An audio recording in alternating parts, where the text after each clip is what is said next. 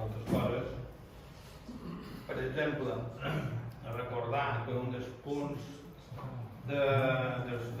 reivindicatius era la retirada de símbols, recordar aquella famosa portada diària amb els nostres diputats ballant a l'entrada del Parlament, que va ser molt fotogènic, no? Però, com ha dit Iñaki, el tema de les ràtios continua passant molt bé.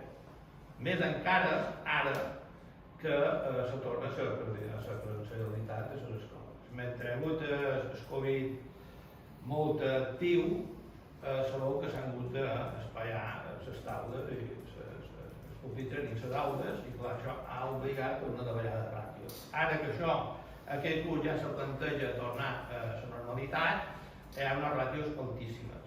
I aquesta realitat encara no ha arribat als mitjans, però els docents que estan a les trinxeres ja estan patint. No? Respecte a la famosa manifestació i a la vaga, dir-vos que s'ha parlat molt poc de com va acabar aquella vaga. Aquella vaga va acabar com va entrar. La vaga, vull dir, de l'assemblea de docents.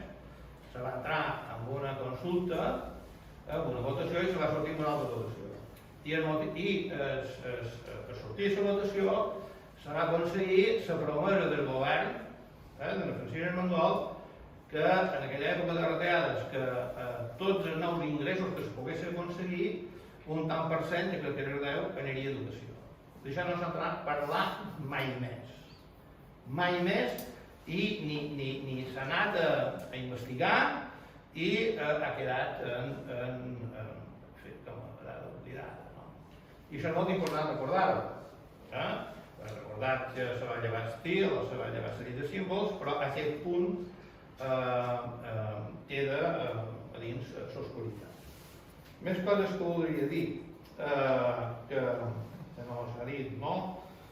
Doncs, per exemple, que durant tot, ja va començar, durant la vaga indefinida, es va començar a parlar i crear el pacte educatiu, que ha anat rodant, que ha passat per successives etapes, i que, curiosament, quan ja semblava que ja s'estava a punt d'entrar en el Parlament, o que ja era en el Parlament, l'altre dia, de cop i volta, el senyor conseller se destapa que des del PSOE trobaven que s'havia d'augmentar les classes d'espanyol, no? El senyor Martí Mas va presentar això com si fos una iniciativa del PSOE d'aquí, però ara sabem, perquè va sortir després de dir la ministra, que això era una política de Madrid i que anava dirigida a totes les comunitats autònomes de llengua pròpia. Per tant, tenim aquí un exemple claríssim de genuflexió, de subordinació per part d'aquest govern. Més coses que voldria dir. L'ús del català està retrocedint. I ara més, a Catalunya volen augmentar més la presència de l'espanyol a l'escola. Però és que això ho hem de contextualitzar en la llei d'audiovisual. Per tant, si llevam hores de català en català a l'escola, programes audiovisuals, plataformes, pel·lícules, programes infantils, d'acord? El tema del català a la sanitat, el tema aquest, què és això? Això és el carnet espanyol, està en extinció ja. Aquest carnet diu nombre i després posa nom. És molt petita. Els carnets que ja se fan ara són en espanyol i anglès. Ja és històric que hi pugui el català, el basc, el gallec, a les zones on són llengua pròpia. Tot això que he dit, hi vull afegir el tema de la població. Ara ha sortit fa poc, en 30 anys, Balears, no sé si és Balears, a Mallorca, ha augmentat la població en un 50%. I el que es preveu és que aquest proper 10 anys augmentarà un 13%, gairebé 14%, quan la mitjana espanyola és un 8%. Aleshores, som una comunitat que rebem població davant d'altres que perden població, ja Espanya va tirar que xerra, i nosaltres aquí rebem població nova, per tant, més infants, més famílies, i resulta que ni augmenten els recursos i aleshores damunt a es cativen hores en català a l'escola, el qual cosa ja me direu quin futur mos espera, sobre les dels índics.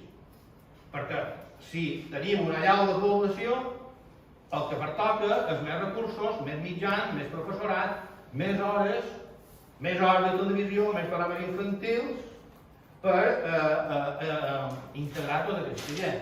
D'acord? Bé, deixeu-me 2 segons. Ah, sí, una cosa que vull dir.